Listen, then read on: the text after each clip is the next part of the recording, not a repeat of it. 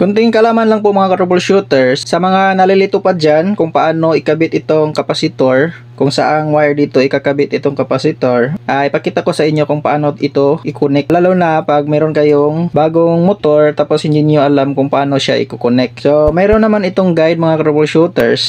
Hanapin lang ninyo yung kanyang schematic diagram kung ano yung color coding ng inyong wire na kakailanganin ninyo para sa kapasitor. Katulad nito, bago lang po ito na nabili ko, wala namang binigay yung supplier na diagram. So hindi ko siya nakita doon sa kanyang package. Kaya ang nangyari, hinanap ko dito sa kanyang motor yung specs ng motor, kung ilang watts, ilang UF yung kailangan para sa motor. So nabili ko kasi ito na walang kasamang kapasitor. Ang ginawa ko, bumili na lang ako ng kapasitor. Tinanong ko sa supplier kung ilang UF, binigay naman nila. Kaya umorder ako kasama ang kapasitor. Kaya lang ang problema, ang pag-connect kung anong wire yung para sa kapasitor. Kaya hinanap ko dito sa motor. So ito, nakita ko. So dito lang pala yung guide niya kung paano tayo mag-connect ng kapasitor. So sa nakikita natin dito, may tatlo siyang wire. Hanapin natin dyan sa tatlo kung saan dito yung kanyang connection para sa kapasitor. Makikita natin yung kanyang kapasitor. Ayan, yan yung symbol ng kapasitor. So ibig sabihin, yung kapasitor natin ay nakakonekta sa green. At saka yung dulo naman ay sa gray. So hanapin natin yung gray at saka green. So ito yung gray at saka ito naman yung green. So diyan nakakonect yung ating kapasitor. So i-connect na natin. Yan, paste lang natin. Ito naman sa kabila.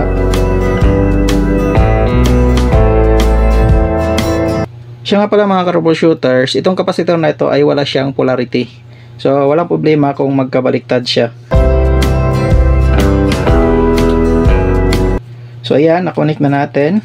Ang susunod natin na hanapin ay yung kanyang line 1 at saka yung line 2. So ang tanong, saan dito yung ating line 1 at saka yung line 2 natin? Titingnan ulit natin yung kanyang diagram. So sa nakikita po ninyo, dito yung gray at saka yung blue. So yung line 1 natin, yung gray, yung line 2 naman ay blue. So gray at saka blue. Ito na yung gray natin na nanggaling sa ating motor. At ito naman yung ating blue na nanggaling sa motor. Ibig sabihin, ito na yung ating line 1 at saka line 2. Subukan nating paandarin kung gagana na itong ating motor. I-connect natin sa AC supply natin.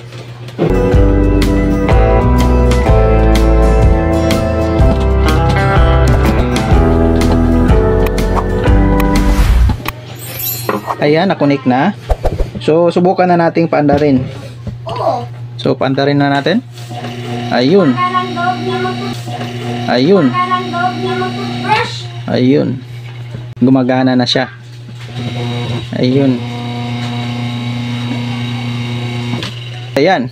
Ganyan lang siya kasimple mga troubleshooters. Kung mahilig po kayong magbuting-ting ng mga gamit katulad po nito, ay marami na po ako mga na-upload na mga video about sa troubleshooting o pag-repair ng mga gamit.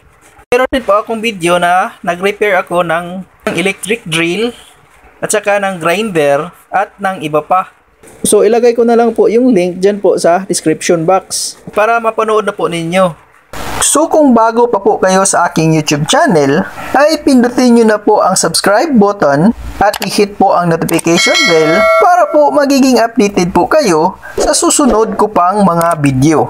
Dahil nagtuturo po ako ng mga kaalamang pang-electrical para tayo'y makatulong sa lahat po na gustong matuto po nito. At para matuto pa po kayo, ay pakipindot po itong next video.